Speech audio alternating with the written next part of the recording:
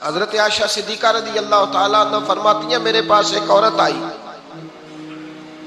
تو میں نے اس کے ساتھ 2 بیٹیاں تھی اس کی، میرے پاس 3 کھجوریں تھی، میں نے اس بی بی کو دے دی، 2 بیٹیاں تھیں۔ اس عورت نے کیا کیا، میں دیکھ رہی تھی، ماں تھی نا اور بیٹیوں کی ماں تھی، اس نے پہلے ایک ایک کھجور دونوں بیٹیوں کے منہ میں ڈالی اور پھر جو کھجور اس کے پاس بچ گئی میرا خیال تھا یہ کھائے گی، لیکن اس ماں نے اس کھجور کے 2 ٹکڑے کیے اور وہ بھی اپنی بیٹیوں کے منہ میں ڈالے۔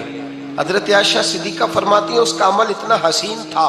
اس بی بی کے اس عمل کے اندر اتنا حسن تھا کہ میری آنکھوں میں بھی وہ بات رہ گئی، دل میں بھی رہ گئی، روح میں بھی سما گئی۔ اس کے حسن اور تاثیر کو میں بھلا نہ سکی، شام تک وہ کیفیات، وہ انداز، اس عورت کا طرز، اس کا وہ انداز میری طبیعت کے اندر بار بار مجھے اس کی طرف متوجہ کرتا رہا۔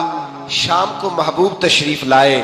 نبی کریم صلی اللہ علیہ وسلم شام کو جب تشریف لائے تو حبیب پاک علیہ السلام کو میں نے بتلایا، میں نے کہا حضور بی بی آئی تھی، اس کا چہرہ بتا رہا تھا کہ بھوکی ہے، لگ رہا تھا کئی دنوں سے کھانا نہیں کھایا، 3 کھجوریں تھی ہی میرے پاس 3، 2 بیٹیوں کو دے دی، وہ کھا سکتی تھی، لیکن یا رسول اللہ صلی اللہ علیہ وسلم اس نے کھائی نہیں، وہ بھی کھجور 2 ٹکڑے کر کے بیٹیوں میں بانٹ دی ہے۔ حضرت عائشہ کہتی ہے دیر تک حضور میری بات کو سنتے رہے،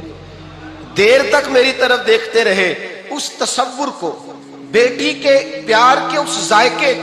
دیر تک محبوب محسوس کرتے رہے، اور پھر فرمایا عائشہ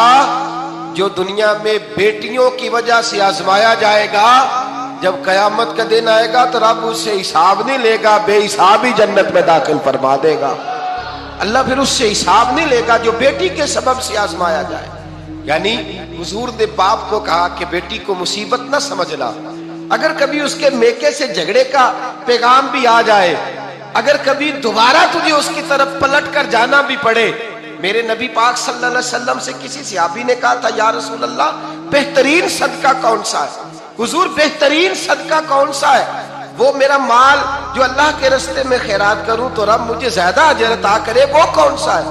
تو میرے نبی پاک نے فرمایا اگر تیری بیٹی واپس لوٹ آئی، طلاق کی وجہ سے یا بیوہ ہو کر واپس آ گئی، اور تجھے اس لوٹنے والی بیٹی پر کچھ خرچ کرنا پڑا، تو تیرے رسول کا وعدہ یہ ہے کہ اللہ تجھے اس روپے پر سب سے زیادہ اجر عطا فرمائے گا۔